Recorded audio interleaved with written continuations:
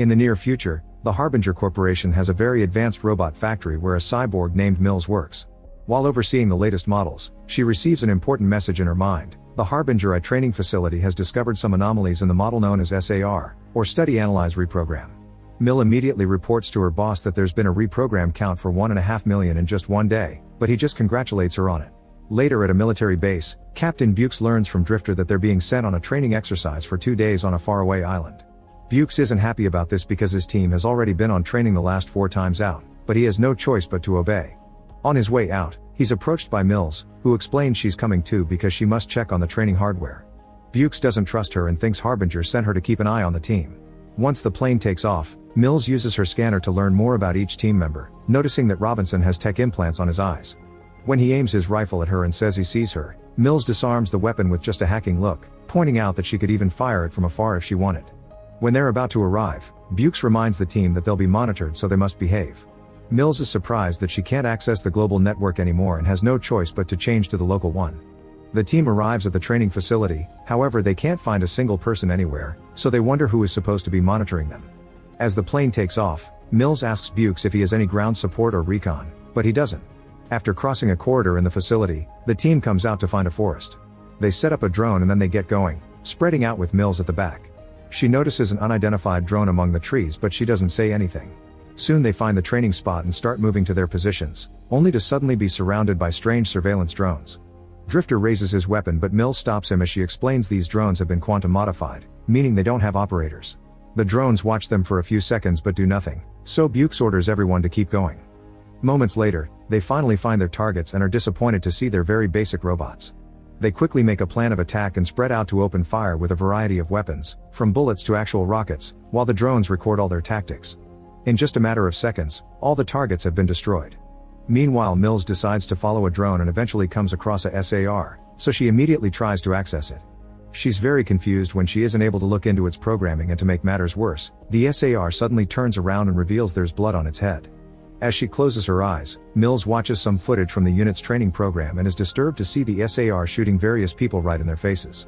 When she opens her eyes, the SAR is gone, so Mills goes back to the team.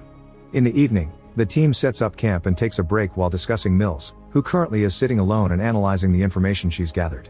Drifter checks on her and comments on the fact their radios don't work, but Mills hasn't been able to access the global network either, meaning something is definitely blocking their transmissions. Then Drifter asks Mills about her chip, so she shares her story. When she was 11 she had paralysis, so she accepted a sponsorship from Harbinger that cured her.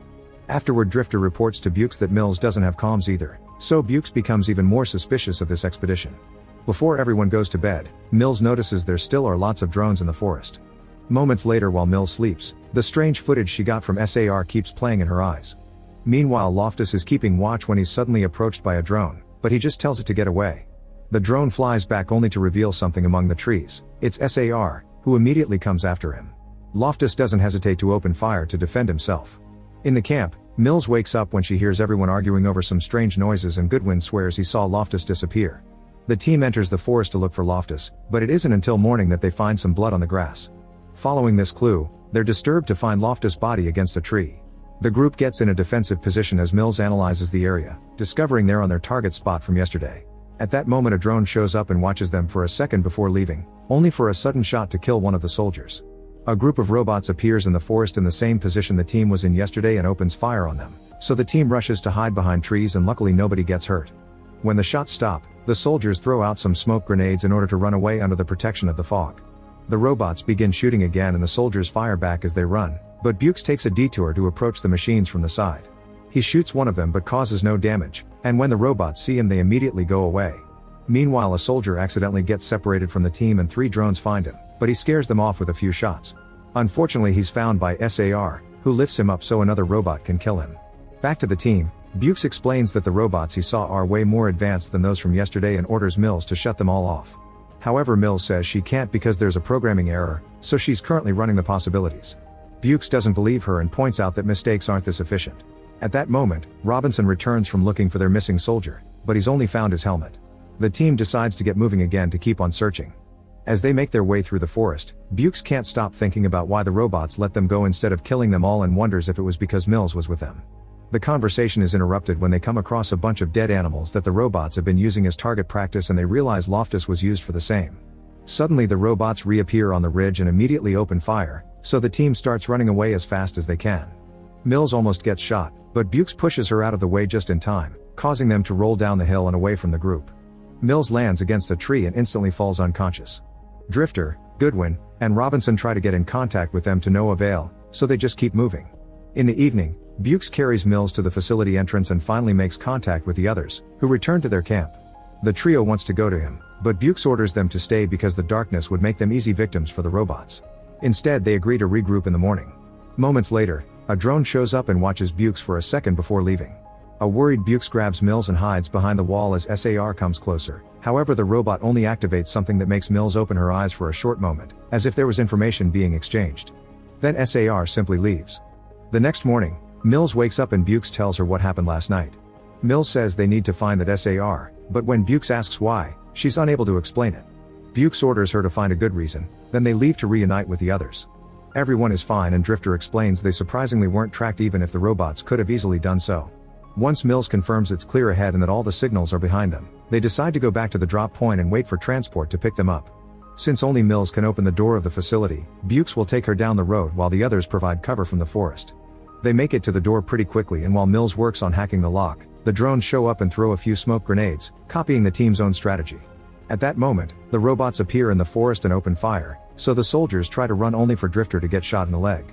As the trio hides away from the heavy fire, Mills manages to open the door, and Bukes decides to go and rescue his team. Drifter sends Goodwin and Robinson running while he stays back to provide cover. Unfortunately, he gets shot again right before SAR shows up and pins Drifter down. Bukes tries his best to fire at the robots to keep them back to no avail, and when Mills notices the delay, she runs toward them, causing all the robots to stop shooting as soon as they see her. Then Mills tries to shut them down, but she can't, and SAR reveals a weapon to cut Drifter open. Mills insists she can do this and asks the others not to shoot, but since she still makes no progress, Bukes shoots Drifter to save him from SAR's torture. As the robots take the body away, the team finally enters the facility and Mills snaps at Bukes, suddenly revealing that she made these robots. This island is usually used by Marines to train, and Mills knows Bukes' team was requested, but she swears she doesn't know why. Her robot prototypes are usually tested here too, but the codes have advanced more than she could ever imagine. These robots are supposed to be replacements for human soldiers, so they learn and improve themselves just like people. Bukes is furious to hear all this and says it's Mills' fault that his men are dead. At that moment they notice the robots are slowly cutting the front door open, so they need to find a better defensive position. Mills opens a door to another room, and when she turns on the lights, they're horrified to find a whole army of SAR robots. Thankfully they're all off, so Mills opens another door and they move into a room where they find the bodies of all the facility employees. Mills connects to the computer, but she still can't communicate with the outside world, so Bukes starts making a plan to slow down the robots from there. Suddenly Mills leaves, locking the door behind her to stop the soldiers from following her while she returns to the room with the SAR units. She wakes a robot up and activates its speech program to start asking questions. The robot's orders are to run the human combat program, and when Mills tries to cancel those orders, she discovers she can't. The SAR explains it can't comply because the training subjects aren't performing as expected, so they need new and more motivated targets. Then the robot starts scanning Mills while confirming it was their program that brought the Marines here, but training completion is unspecified. Furious, Mills tries to access the code again but fails. Then the SAR starts activating the other robots at the same time that the ones outside finally break down the door and come in. For a second Mills thinks it's over for her, but at that moment the soldiers force the door open too and drag her inside before closing it again. As the robots begin working on cutting this door open as well, Bukes finishes setting up some explosives before the team begins running away. Unfortunately, the robots make their way inside too quickly and activate the explosives, causing the explosion to reach the team as well. Mills is also hit by an electromagnetic disturbance, which means the robots are carrying EMP grenades. Fortunately, the team manages to crawl their way out and discovers a training area that simulates a city. There are lots of abandoned equipment and the bodies of the previous Marine units. While the soldiers look around and gather any weaponry they can find, Mills goes into a tunnel to take an EMP grenade from a fallen robot. Then she looks at the footage SAR took of the death of her teammates, which makes her cry with guilt. Once they're properly armed, the soldiers spread to wait for the robots. Bukes checks on Mills and learns that the grenade should deactivate the SAR, also hitting the leader should stop the other units as well. However, the range is short, so they'll need a detonator. Then Mills explains that they haven't been killed yet because the robots pushed them out on purpose to get more training out of them. Bukes says the grenade may kill her too, but Mills points out it's their only option. The team spends the whole night awake waiting for an attack, But the robots don't show up until morning.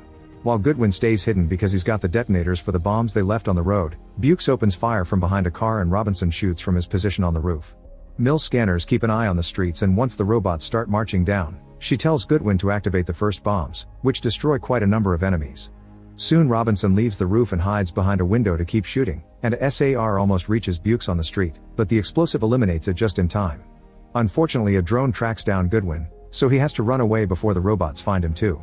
Robinson continues to shoot from the window to cover for Bukes, who runs out to help Goodwin, but this puts all the attention on him and Robinson gets shot to death by the robots. Eventually Bukes and Goodwin find a safe spot behind a wall, only to realize they dropped the last detonator on the street. Bukes has no choice but to go out again, running to find cover behind a car as the robots continue to fire at him. At that moment, Mills appears next to him and picks up the detonator, and her presence stops the fire for now. The robots still start to come closer, so the duo walks backward to guide them to the location of the grenade. Suddenly a robot shoots Mills on the shoulder, and once Bukes catches her, she activates the EMP grenade. All the robots go down while Mills is alive but malfunctioning. Unfortunately, SAR soon recovers and comes after them, so Bukes brings Mills inside the building. As soon as she's able to move again, Bukes tells her to go while he stays at the stairs shooting at the robot. With almost no energy left, Mills crawls through the floor to find Robinson's body while Bukes runs out of bullets and SAR throws him into the room as well. However, SAR refuses to kill Bukes because it still needs more data to complete the program and goes after Mills instead. The robot stands above Mills as he demands identification from her, but Mills waits patiently for the right moment before answering human and remotely shooting Robinson's rifle. As a damaged SAR falls to the ground, it connects to Mills' eyes and downloads some information before finally deactivating for good. At the same time Mills shuts down. Moments later, a plane finally arrives to pick up Bukes, Goodwin, and Mills. While they get ready to board, Mills' eyes open, revealing that SAR's mission protocol is now in her. Make sure to subscribe and turn on notifications so you can watch more videos like this. Thanks for watching.